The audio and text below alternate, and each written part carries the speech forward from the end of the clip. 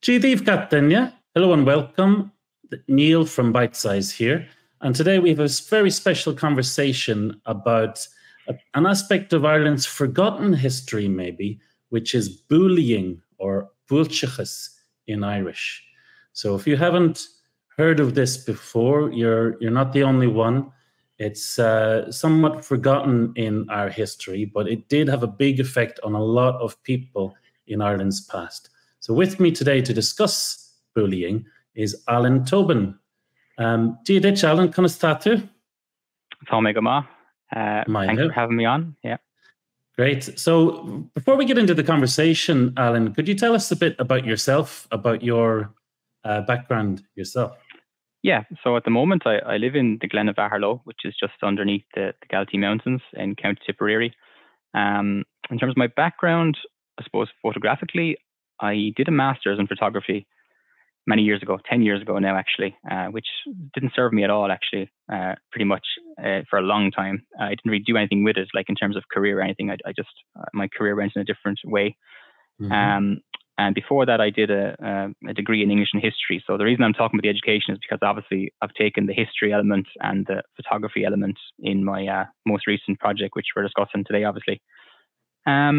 So yeah, I live here with my partner, 2 cats, 2 chickens, enjoy a nice rural life. Yeah. So other than that, then I suppose background to getting interested in the topic is like, I did a mountain skills course, which is a hiking course essentially, a couple of years back. And during the kind of reading of the map, which you're learning how to do on that course, I spotted these brown cows dotted around. This was in the Bealtaine Mountains, which are local to me. And I kind of asked my teacher at the time, didn't actually know what it meant, you know, these brown cows, but I later looked into it. And when I looked into it and saw what they were, which was these booley sites, I remembered that from a book I had read previously. So that kind of pushed me to look into the topic. So I suppose it's time we have to get into it too, because we've used this word a few times now, bullying, bully. So the word in Irish is boolchichas, bullying. But for the layperson then, for the uninitiated, what is bullying, Alan? Well, okay, so to start with a definition first, right, before I explain it a bit simpler. It's the act or practice of moving livestock from one grazing ground to another in a seasonal cycle, typically to lowlands in winter and to the uplands in summer. And around the world, this is called transhumance, and boolchichas then being the Irish term for that. So the idea, I suppose, of driving animals into the uplands for the summer months was to take advantage of seasonal growth at those higher altitudes for those few months, while simultaneously freeing up space sort of in the lowlands, say in the homestead, you might say, for the growing of crops or just for the preparation of hay for those animals, to feed those animals in the winter. So it was kind of a dual system in that way. And I suppose the most fascinating aspect of boolchichas is the booley hut, or the boola as it's called, which was actually the hut that the herders lived in, kind of such thing as semi-permanently, but for those few months in the summer lived in the booley hut in the uplands with the animals, which is quite unusual because it's not that long ago that we're talking about. So it's a kind of a semi-nomadic existence for those summer months before, I suppose, returning back to the homestead in October, November then with the animals. So this word boolia that you've mentioned then, we can find in our dictionaries. It comes into English as booley, but boolia, if you see in the dictionary, the definitions given are a milking place in the summer pasturage or an enclosure for cows or sheep. But the word was also used for the hut where people would stay when they're staying up in the mountains during the summertime. Is that right?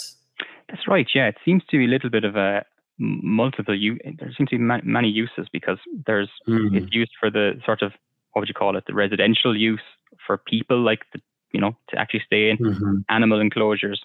But there's actually even other uses of boola that are like separate to the whole concept of boolchichas in general, like that are not even part of that tradition. So it's got multiple meanings, all right, yeah.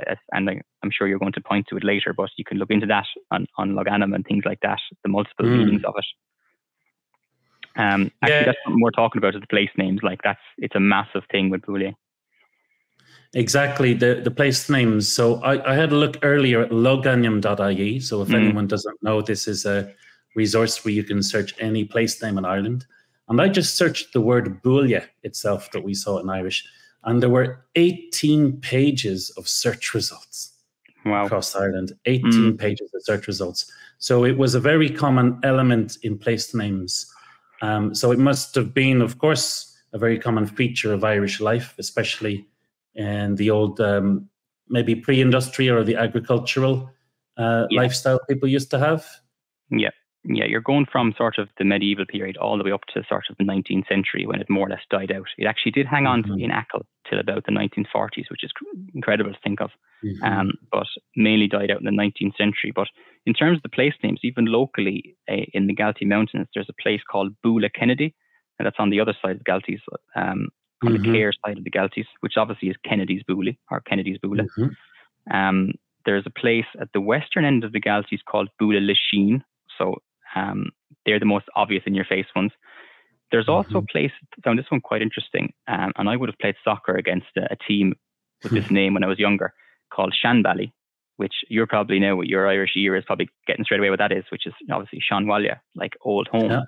Yeah. So that's a local sort of townland on the south side of the Galties, and Eugene Costello, who we'll discuss a bit, again, the foremost expert in Ireland on bullying, suggests this, this is clearly a place of more permanent residency, the Shanwalla, but it's actually kind of drawing attention to the fact that there are temporary dwellings in the uplands nearby that they would have moved to seasonally. So it's quite an interesting one.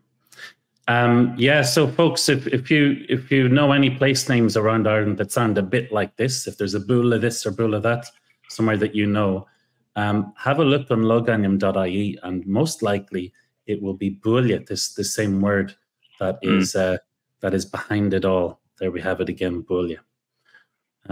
Yeah. Great. So this was a huge part of Irish life for a certain period. Is that right?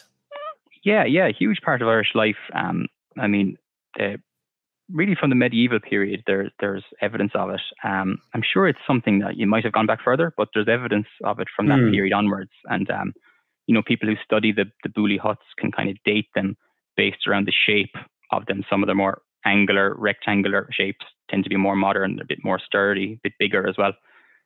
So you can kind of date them that way. But oftentimes then something might have been built on a previous one. I mean, these were not permanent structures. Bear in mind, each summer when the herders, often young people, would go up, they'd have to repair what had happened in the meantime since they'd last been there. Yeah. They're not permanent structures. So yeah.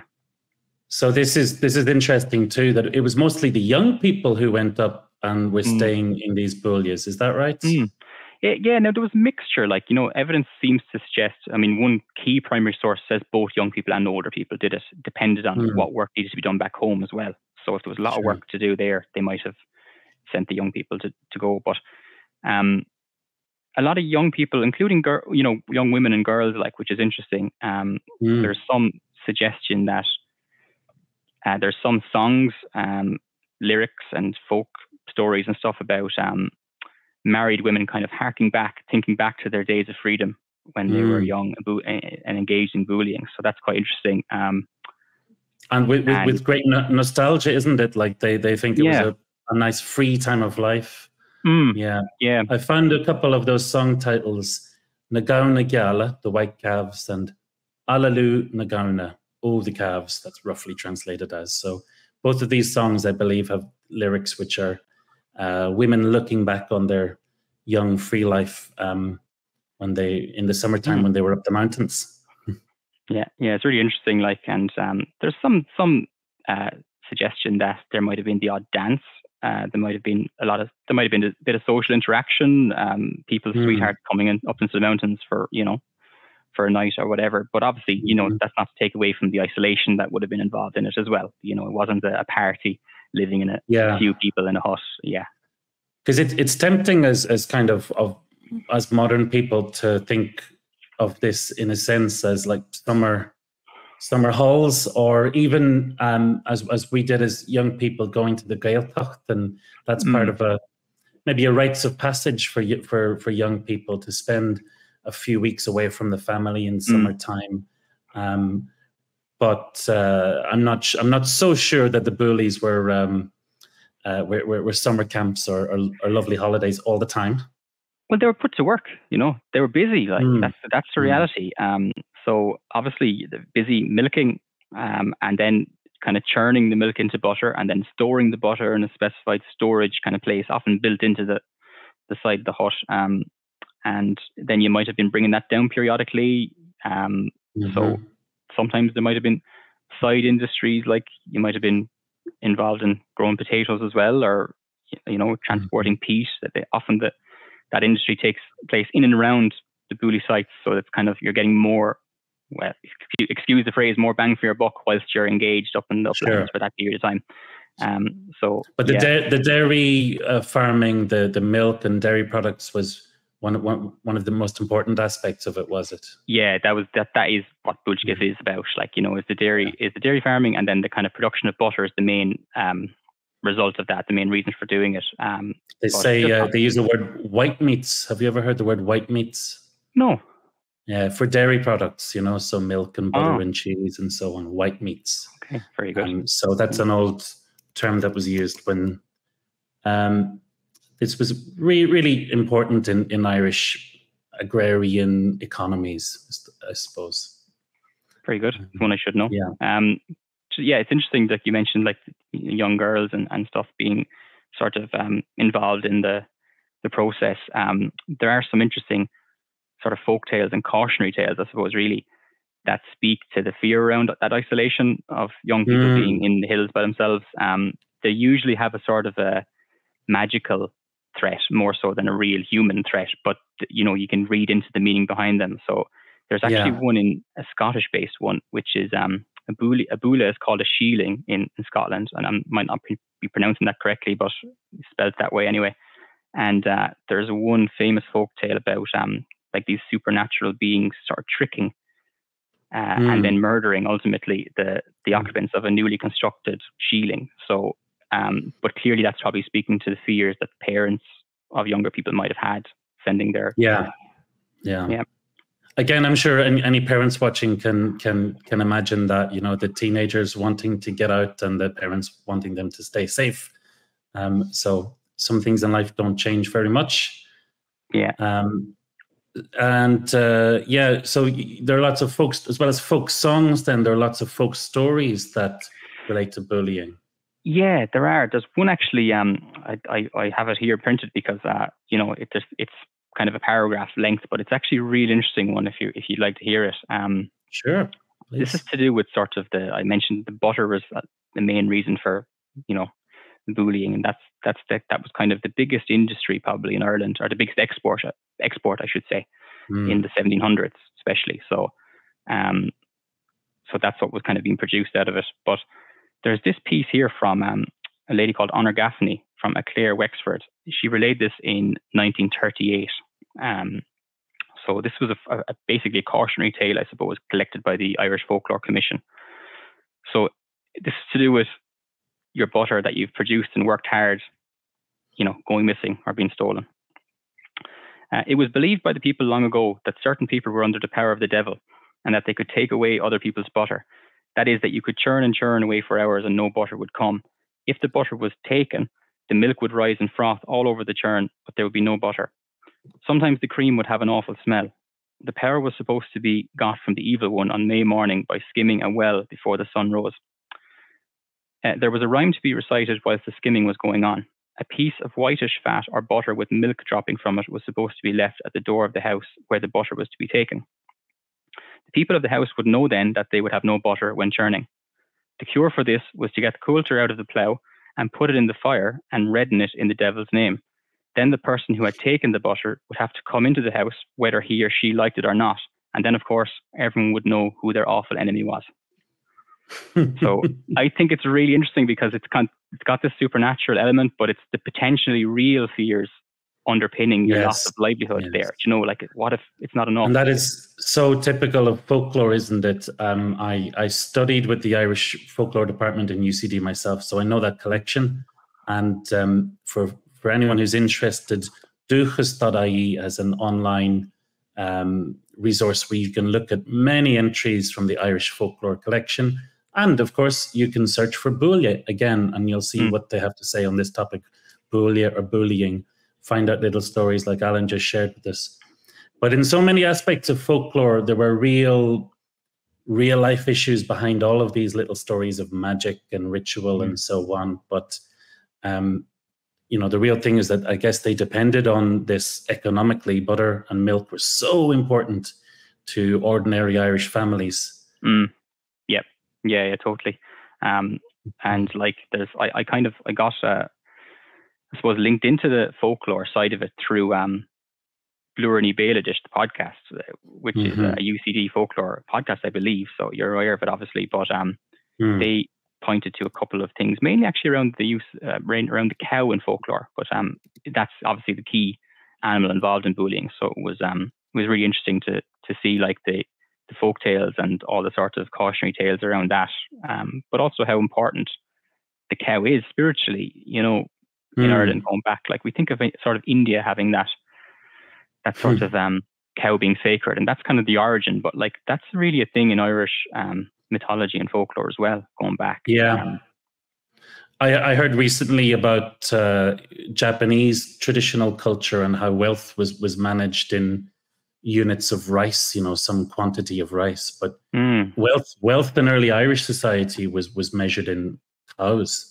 You know, that's how wealthy you are, going way back thousands of years, not just a couple of hundreds.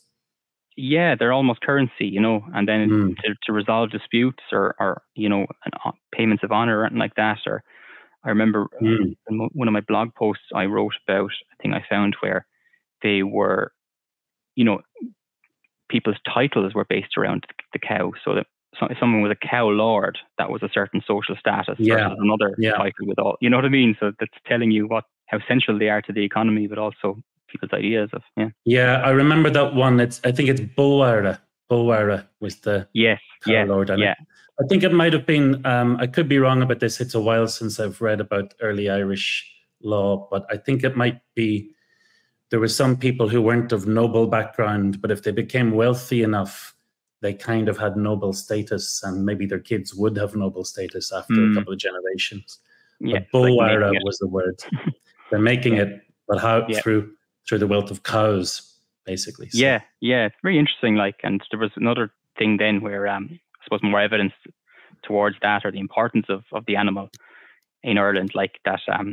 If you were attacked by a bull, I should say, in mating season, you know, very often the owner wouldn't face punishment because it's your own fault. Like, why are you interfering with animals during mating season? You should know better. They're important. They're more important than you, sort of thing. Wow. And I suppose then going way back to the mythology, which was written down in the mythological stories that were written down in medieval times. But Tainbo Coolne, the cattle raid of Cooley, is one of our most famous old stories with characters like Cuchulainn and Maeve and so on. And the whole story hinges on a cattle raid, you know, cattle rustling, like a Western movie or something. So in the national epic, it comes down to cows again. Yeah, exactly. Like, and because of how important they are to your livelihood when you're reliant on them in that way, that's why they're so, you know, spiritually important. But they were also associated with Bridget. Of course, we had our new national holiday there not long ago in February around Bridget, who was frequently portrayed traveling with cows, and there's frescoes in England of her milking cows, I believe, and she's kind of tied up with all these ideas of fertility and bounty, and just, you know, not being short of anything, I suppose. Like, so, you know, you can see where the connection is there between relying on the cow. So I'm really happy you mentioned that the oldest name, Imbolc. Some people have a theory that possibly that relates to milking as well. I think the term is so old, it's hard to be very sure about that. Yeah. But in lots of St. Bridget's traditions, of course, that's 1st of February, one of the ancient traditional festivals of Ireland. Fertility, it's the start of spring. It's considered the start of spring in Ireland.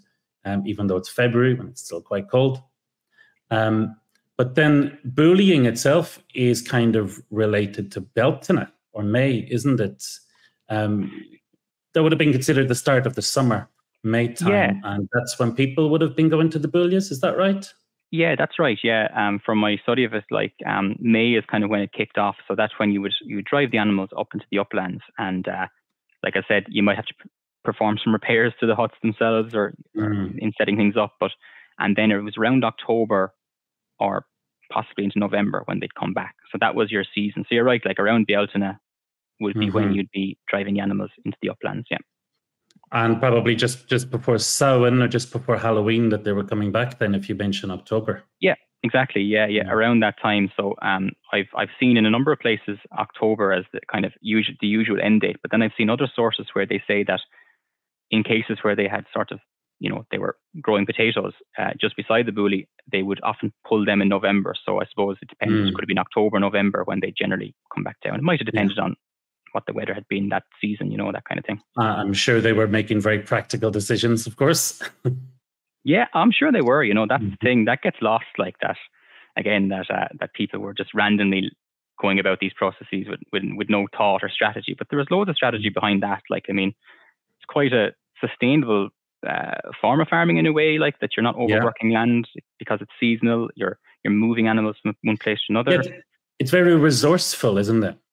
It is. That's exactly it. It's adapting to the land, and understanding the land. And whilst your animals are in the uplands, you've created space to get the hay to feed them in the winter. So it just makes sense. So these practices we can. It's hard to be sure, but we can only assume they were going on for hundreds and hundreds and hundreds of years, and developed over many centuries. But to most people, we don't really recognize the word booley too much. If you're watching from another part of the world, well, even in Ireland, it's not a common word that people are familiar with. It really is a forgotten history. So why do you think that more of us don't know about this then? Yeah, I think there's a couple of things there. So, because same for me, I came across it in one book by a man called E. Easton Evans, The Personality of Ireland, which is a fascinating book for any of your listeners who are interested in a sort of a cross of history, geography, and folk tales of Ireland. But I think one thing is it gets subsumed by larger events of history. So Irish history, probably like all history, is told through large key events. And then everything sort of feeds into or feeds out of sort of the famine, the rising, the 1798 rebellion. So it's all around the key events. We don't tend to focus much on social history. There are social historians, and that's what I was interested in when I was in university. What do people wear? What do people eat? That's the kind of history I like. But I think there's something a bit more, maybe not sinister, but something a bit, there's another reason for it. And I think it's, we're kind of a new country. 1920s, Ireland became a republic. From the Act of Union 1800, we were officially part of the UK. So from the 1920s, we become a country. We have to construct our national identity from there. And, bear in mind hundreds of years of sort of English racism, I suppose, towards Irish people and views on being backward and all that kind of stuff. So if there's one thing nationalists want to get away from, it's any idea that we were uncivilized before colonialism. So they're nearly taking on this English view that anything semi-nomadic is uncivilized, which I don't agree with. But they're taking that on and saying, and maybe that's not an interesting narrative to follow in our history, in our telling of our history. So there are some,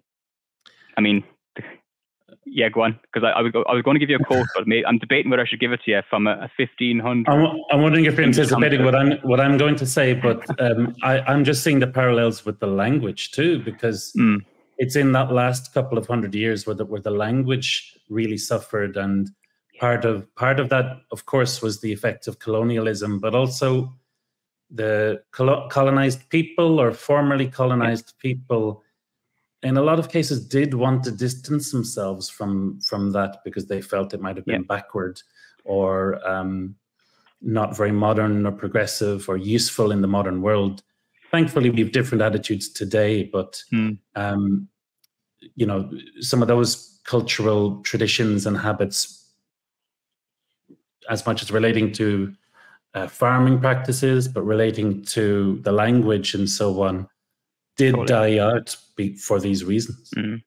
Yeah, absolutely. Like, you know, I totally agree with that. Like, there was obviously like culture, like there was obviously a reason why sort of English settlers and colonialists want to sort of damage the culture, because when the culture dies in a way, like that's when you can become, you know, part of England. That's natural. I mean, I think Julius Caesar did the same in Gaul with the Gauls. Like, so if you remove their culture completely, Sure. that's a real. And they still speak a Romance language there today. So yeah, it worked. Exactly. Yeah. So I suppose without getting too much into the politics, but like it is instructive to read the views of English commenters in all the way from the 16th century upwards. Like, you know, as in there's famously Edmund Spenser had some negative things. I mean, he in fairness, like you said there about the removal of the Irish language, like that's part of it. He kind of did advocate for a sort of a scorched earth policy, like, you know, in removing the culture as a key part of it. But one of his views on the Irish and boolies actually is mentioned, although it's spelled bollies. I'll pronounce it boolies anyway. The Irish were in the habit of, quote, keeping their cattle and living themselves the most part of the year in boolies, pasturing upon the mountain and waste wild places and removing still to fresh land. And he goes on then later to follow that up. Or another guy actually, Fynes Morrison, says that the Irish build no houses, but like nomads living in cabins, remove from one place to another with their cows. So a kind of, and he compares the Irish to wild beasts. So it's kind of portraying or using bullying as evidence against the Irish, as evidence of uncivilized behavior and random.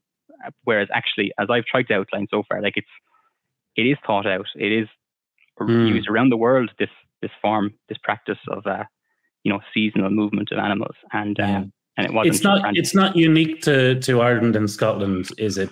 We have this word transhumans, so transhumans or transhumans. Yeah, I'm not sure. It's around the world, and it's still practiced like sort of ceremonially in places like Switzerland, where it used to be actually practiced for real, and they still do it as a community. They drive the animals into the uplands. They do the reverse in the Burren, if you're aware of this, in County Clare. As in winter, they move the animals and drive the animals from one place to another. I don't know the ins and outs of that. Maybe something to do with that karst landscape. There must be something to do with the type of land that they're doing it the opposite way around. But yeah, and again, the community gets involved in that once a year. I think there's some kind of a community group that organizes it, and the whole community comes and walks with the animals, which is quite cool. Yeah. So much more common practice worldwide, probably, and I guess we have very, very settled lives in the 21st century. Yeah, exactly. So we don't look back fondly on that type of living, I guess, but mainly that's it. I think it's playing down that sort of aspect of our past for maybe the wrong reasons. And what happened with bullying then? Because obviously, you said it continued in certain parts for longer. But it's not well known today. Yeah. So there's multiple reasons why bullying declined, I suppose, and eventually disappeared. And it would depend on what part of Ireland you're talking about. And like I said, in Achill, it hung on for much longer. But I'll give you a case study of the Galtees, because that's where I'm living and where I'm studying in my photography project on bullying in the Galtees. And rather than, you know, make it up, I will give you the words of a man who lived through it, right? This is an astounding source, because this guy, Michael Cunningham, he spoke these words in 1940 when he was 80 years old. So he remembered the final days of bullying. He was talking here about his personal involvement in bullying about 65 years previously to that. So about 1875, that'd be kind of the latter days of this. Okay. And if you don't mind, I'll give it to you verbatim, because it's very insightful, actually, and it does tell you exactly the answer to your question. So comminchus, he calls it. Comminchus is what we used to call this going up on the mountain with the cattle in the old times. All the mountain was held as commonage by a number of people who lived at the foot of the mountain, and they used to send cattle up in spring and bring them down again in the autumn. The reason for going up at all was that there was no rent on the mountain, and the land on the farm below was nearly all put under hay to feed the cows in winter. In that way, a farmer could have a lot more cattle on a small farm. There used to be a house at the Booley, and some of the family used to spend the whole summer above with the cattle. Sometimes it was the young ones, sometimes it was the old people. They would live in the houses on the mountain all the summer and only come down to Mass and when they were bringing the butter. It was kind of lonely sometimes, but other times they would come together and have a dance or some other fun like that. The work they did was to milk the cattle morning and night and make the butter. When enough was made, they brought it down to the road to be carried to the town, i.e. Mitchelstown. In May, they used to plant potatoes up on the mountain near the Booley, black potatoes we used to call them. And I used to hear the old people saying that the blight never came on them until the famine year. They used to cut the green stalks and feed them to the cattle. And it would be nearly November when they dug the last of the potatoes on the mountain. So potatoes and buttermilk they used to eat mostly, and they had fresh milk and butter and oatmeal bread, and I hear an odd drop of poitín. Of course, naturally. So what stopped, here's your answer to your question, what stopped the Cominches in this district was this. As long as the mountain was rent-free, it paid the mountain farmers to send up the cattle. But about 65 years ago, or maybe a little bit more, the landlord of the place, Old Kingston of Mitchelstown, put a rent of £3 a head on every cow that was on his tenant's land. And of course, that took away whatever profit the farmers had. The cows were taken away from anyone that did not pay the new rent.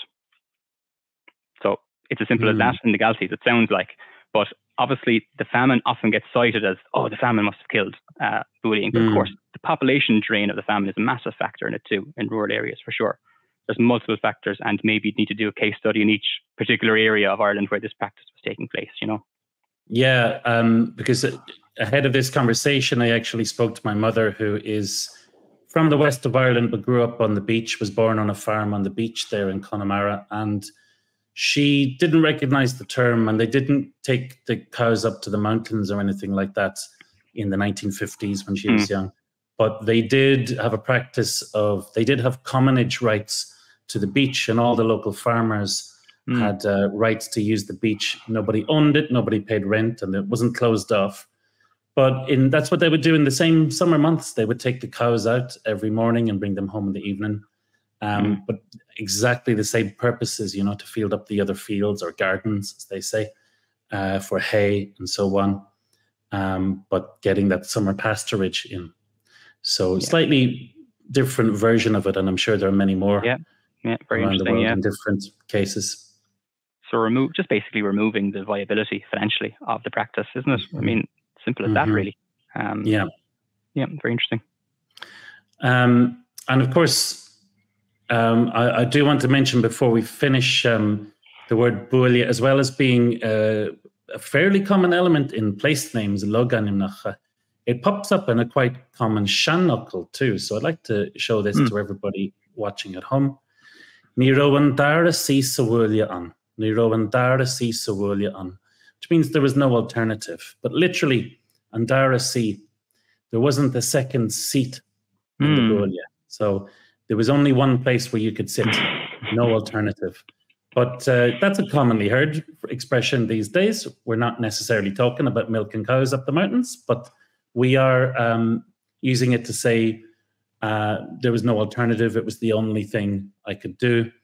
And so that word and that expression, a little bit of that culture lives on in some of these expressions. So that's a nice one too. But Alan, for anyone who's interested in following up on this topic, we have your website, of course, where people can have a look at your pictures, even buy a picture if there's anything that stands out to them, and read your blog, because you've written quite a lot on this topic. So that's there. But are there any other resources that you would recommend for people who are interested? Absolutely, yeah. So I've looked at multiple sources, but I'm probably guilty. This is where I get to not be a proper historian. I know what it's like to be a historian because I studied it, so I can say I'm not a historian. Therefore, I can get away with this. I've been overly reliant on one source, which is Eugene Costello, his book Transhumance and the Making of Ireland's Uplands, 1550 to 1900. So he is the key expert on this in Ireland, especially, and so that's the text that people should get straight away. There's also an interesting RTE article, and I think maybe a piece of audio that they did on the lost art of booleying. Now, this was Eugene Costello behind this for RTE, but that's a nice little entry point before you get the book, I suppose, to see if it piques your interest. And of course, if you want to check out my website, I have a section on the project that I'm working on, the photography project Booley, But probably more than that, my blogs are tracking kind of my hikes to the booley sites, but also my research into the history of it whilst I'm doing the project. So there's probably more detail in some of them, some of the same topics we touched on today, but probably more detail here and there as well. Yeah, and lots of fantastic atmospheric pictures too, and breathtaking scenery, of course. Yeah, absolutely. Yeah, I try and make the scenes as authentic as possible. Like I don't like to like I'm a landscape photographer. That's how I've always worked. I don't like to dress up scenes too much. I don't like to shoot just for aesthetics.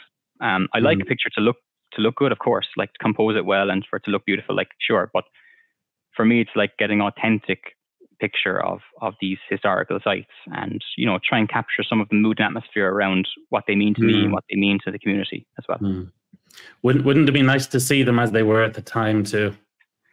It would, yeah. I mean, what strikes me as well, of course, whenever I'm visiting them is that the animals I tend to meet are sheep, not cows, which were the animals that would have been up there at the time they were used. So there's been a bit of a change there. Like, there's sheep kind of occupy our uplands now, but they're good companions too.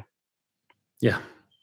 Well, that's fantastic. Alan, thank you so much for being here and telling us about Booleying. I think there's some really interesting parallels to the language there, and it's a part of the culture and practices of people in this country that were almost forgotten, but we've still got quite a bit of evidence and quite a bit of resources about that still. So thank you so much. And for everybody else, don't forget that you can pop over to bitesize.irish/links to find out more about membership of Bitesize Irish and to take a taster course and sign up for a newsletter. So that's all for today. Slán. Transform your Irish language journey in 1 week. Take the Gaeilge Gach Lá 1 week challenge starting Monday. It doesn't matter if you're just starting off, coming back to Irish, or you're already an active learner. Go to challenge.irish or click the link in the description.